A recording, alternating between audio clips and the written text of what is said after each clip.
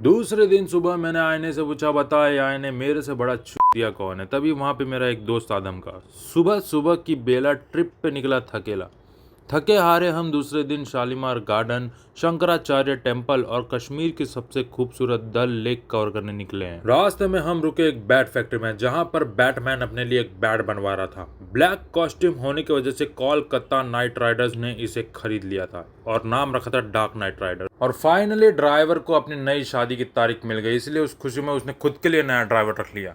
कावा पी के वावा करने के बाद कृष्णा कॉटेज की बहन केसर कॉटेज के बाहर हम रुके। केसर कॉटेज में ड्राई फ्रूट और बेरीज का नशा करने के बाद लोग कुंटल कुंटल टेम्पो में भर के केसर और शिलाजीत लेके जा रहे थे। और फाइनली हम हमारे पहले डेस्टिनेशन शालीमार गार्डन के सामने पहुंचे। वहां पे मैंने अपने चंपू हेयर स्टाइल में एक फेक ट्रांजेक्शन वीडियो बनाने की कोशिश की और फिर सुरंग नुमा दीवार में धसी इस टिकट काउंटर से टिकट लेकर शालीमार गार्डन में घुस गया। शालीमार गार्डन का सूखा देख के लग रहा था किसी ने शाली की बहुत बुरी तरीके से मारी है। बोर्ड लगाया हुआ था कि फ्लावर के बिस्तर से दूर रहें, पर लगता है बिस्तर तो कोई पहले से उजाड़ के चला गया है। आगे चलते ही मुझे मेरे दोस्त के नाम का एक पेड़ दिखा। पेड़ देख के मैं समझ गया कि मेरा दोस्त कितना बड़ा चिनार है। गार्डन के कुछ पौधों को देख के लग रहा था कि यहाँ पर खाद के जगह पौधों में भी शिलाजीत ही डाला जाता है। सूखे पत्ते के साथ एस्थेटिक का 14 वीडियो बना के शालीमार गार्डन को अलविदा करके पार्किंग में आए थे। डॉगेश भाई से हमने हमारी गाड़ी का पता पूछा तो उन्होंने हमें भौंक भौंक कर दिया। फिर गाड़ी हमें उनके पीछे से ही आती हुई दिखी। डॉगेश भाई के डर से हम फटाफट भागे शंकराचार्य टेम्पल।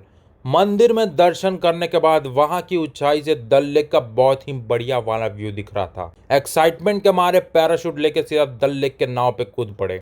अचानक हुई एंट्री देख के नाव वाले के पांव थर थर कांपने लगे।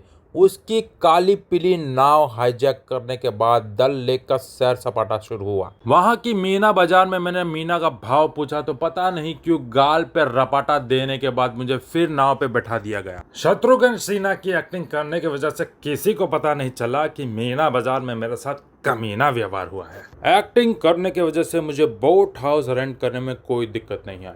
पठानी पहन के मैं इस लंबी राजधानी जैसी बोट हाउस में हाथ में कावा लिए मीना के याद में वो रात अपन 2 बजे तक पिया। 2:30 बजे कावा का पैग मारते हुए मुझे याद आया कि दूसरे दिन मुझे गुलमार्ग के लिए निकलना है, इसलिए मैं कप रख के वहीं से गुल हो गया।